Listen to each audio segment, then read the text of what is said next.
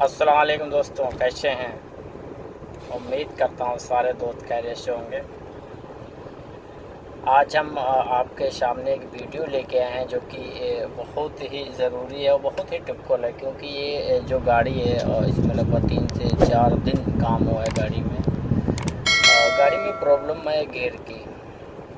Problem क्या है, जैसे गाड़ी स्टार्ट करेंगे तो एम आ जाएगा गाड़ी के अंदर। ऑटोमेटिक गाड़ी है ये, इसमें एम आ जाता है और इसके बाद इसमें लगभग हर एक पार्ट चेंज हो चुका है। चाहे आप क्लच बूस्टर हो, आपका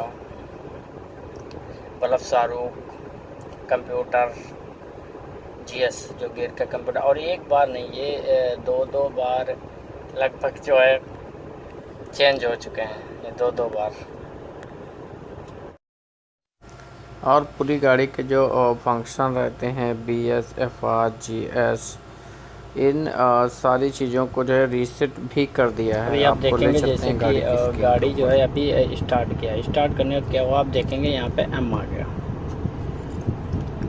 एम आने के बाद ना ही इसका एक्सीलेटर काम कर रहा है और ना ही इसका गियर लग रहा है। कोई भी गियर नहीं लगेगा आपका, कोई गियर नहीं लगेगा। तो आपको हम पहले इसको गियर को जो है रीसेट करके दिखाएंगे, बरमूजा करके दिखाएंगे, फिर आपको बताएंगे आगे से इसमें क्या फॉल्ट थी इसमें और ये क्यों हुआ, क्या दिक्कत है। ये बहुत ही ज़्यादा इसमें प्रॉब्लम है। उसके बाद ये गाड़ी को ओके किया है। तो अभी भी आप देखेंगे कि गाड़ी के ऊपर मैसेजेस आ रहा है जीएस का, और अभी भी गाड़ी ओके नहीं हुई है। क्या प्रॉब्लम हो सकता है इस गाड़ी में, इसके लिए पूरा जो भी वर्कशॉप की टीम है सारे लोगों ने ताका लगा ली, लेकिन ये काम नहीं हो पा रहा। जब भी आप रीसेट करते हैं तो GS23 आता है। GS23 मतलब GS20 छोड़ने का नाम ही नहीं ले रही है। इसका क्लच बूस्टर, वायरिंग पूरा चेक कर लिया कोई। और दूसरी बात, एक कंप्यूटर लगाने पे कोई भी एरर नहीं आ रहा, उसमें सिर्फ बल्ब शाहरुख का ही एरर आता है, बाकी कोई भी एरर नहीं आता है। तो अभी आपको हम गियर को पहले रीसेट करके दिखाते हैं इसमें क्या फॉल्ट थी। तो इसके लिए हम पहले AC बंद करेंगे, उसके बाद गाड़ी को ऑफ़ करेंगे, क्योंकि जब गाड़ी इंशाल्लाह ओके हो जाएगी तो आपको आगे का वीडियो हम दिखाएंगे। लेकिन अभी आपको रीसेट करके गियर को दिखाते हैं।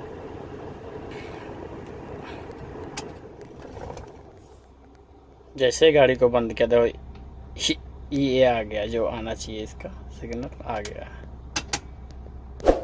तो एंड जाने का इंतज़ार करेंगे। रीसेट करने का जो प्रोसेस है वो सेम ही रहेगा। आपने दोनों बटन को दबाना है और चाबी स्विच को ऑन करेंगे। देखेंगे कि किस तरह से जो है रीसेट की जो प्रक्रिया वो चालू हो गई है। कोई दिक्कत, जैसे लगेगा गाड़ी में कोई प्रॉब्लम ही नहीं है।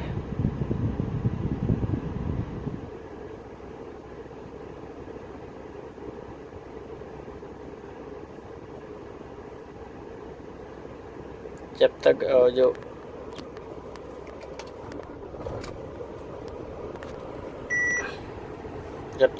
देखो गियर रीसेट हो रहा है, आप देखेंगे कि किस तरह से रीसेट होता है।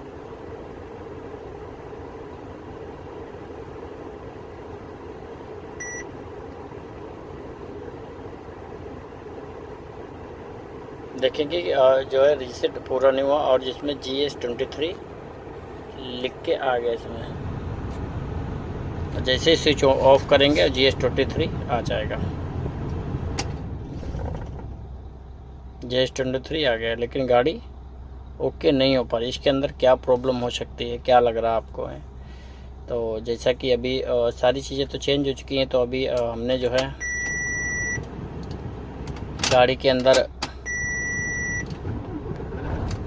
MR और GS, यानी जो गियर का जो GS है, MR है, वो दोनों ही चेंज करने का फैसला किया है। क्योंकि हम किसी दूसरी गाड़ी का भी इसमें MR और प्लस GS दोनों उस सेम गाड़ी का लगाएंगे, यानी सेम मॉडल का। जिस गाड़ी का हम खोलेंगे तो उसी गाड़ी का ही लगाने वाले हैं। देखते हैं उसके बाद ये फ़र्क दूर होती है या नहीं। अभी आप देखेंगे कि इसमें नंबर एक और सबसे बड़ी बात क्या है कि ये रेस नहीं लेती है। रेस तो लेना चाहिए, अगर आपका चल बल्ब चालू ख़राब है तो रेस तो लेनी चाहिए, रेस नहीं ले रही है।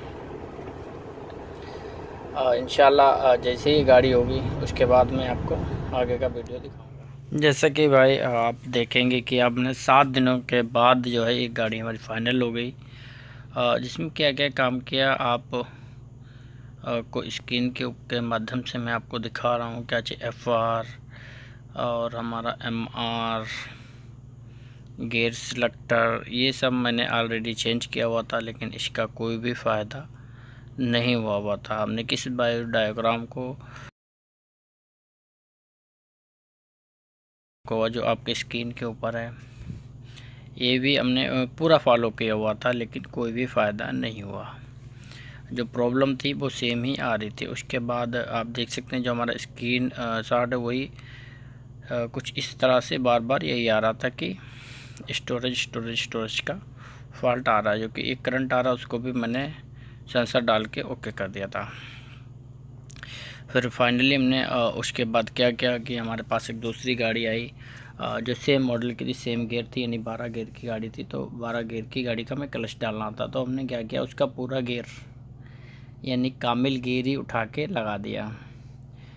जब कामिल गियर मैंने पूरा फिट किया है कंप्यूटर और बल्ब शाहरुख शाही, तो अल्हम्दुलिल्लाह उसके बाद गाड़ी गियर भी लेना चालू कर दिया और फोक्सा भी लेना चालू कर दिया, बिल्कुल सही हो गई। यानी गियर में जो फॉल्ट था इंटरनल फॉल्ट था, जैसा कि पहले ही महसूस किया था कि इंटरनल फॉल्ट है। लेकिन GS23 के लिए, छोटे से के लिए, अगर पूरा इतना बड़ा गियर हम पूरा खोलेंगे तो कोई भी आदमी नहीं मानेगा जल्द से जल्द। उसके बाद फाइनली गाड़ी को रोड टेस्ट करा गया। रोड टेस्ट कराने के बाद कंप्यूटर चेक किया, बिल्कुल कोई भी एरर कोड नहीं था। उसके बाद हमने क्या किया, एक गियर को जब खोला तो मैकेनिक ने बोला कि अंदर ज़्यादा काम है, मतलब ज़्यादा खर्चा है। तो हमने क्या किया, हमने एक पुराना यानी old gear box same model का ख़रीद के सेम मॉडल उसी में अपना कंप्यूटर वगैरह फ़िट करके दोबारा से उसको फ़िट कर दिया। तो ये छोटी सी जानकारी थी। उम्मीद करता हूँ आपको जानकारी से कुछ ना कुछ सीखने को मिला होगा। अगर आपको कुछ भी अच्छा लगा तो हमारे चैनल को सब्सक्राइब, वीडियो को लाइक और दोस्तों के साथ शेयर करना बिल्कुल ना भूलें, क्योंकि इस गाड़ी को ओके करने में लगभग 7 दिन का टाइम जो है वो लग गया था। 7 दिन का टाइम। इसके अंदर इलेक्ट्रॉनिक के रिलेटेड कोई भी फॉल्ट नहीं था, लेकिन फिर भी हम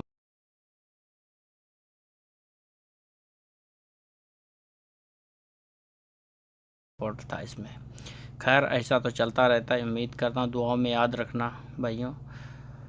और इस तरह के आपके साथ भी दिक्कत आती है, अगर 23 नहीं छोड़ने का नाम ले रहा है तो आप भी इंटरनेट प्रॉब्लम समझ के उसको जो है कर सकते हैं। जैसे कि आपको मैंने वीडियो में पहले भी दिखाया हुआ कि हमने कोई भी इलेक्ट्रॉनिक कंपोनेंट जो था वो नहीं छोड़ा था, सारे चेंज करके देख लिए, क्योंकि बंदा धीरे धीरे सीखता है, चाहे हम हो या कोई भी हो।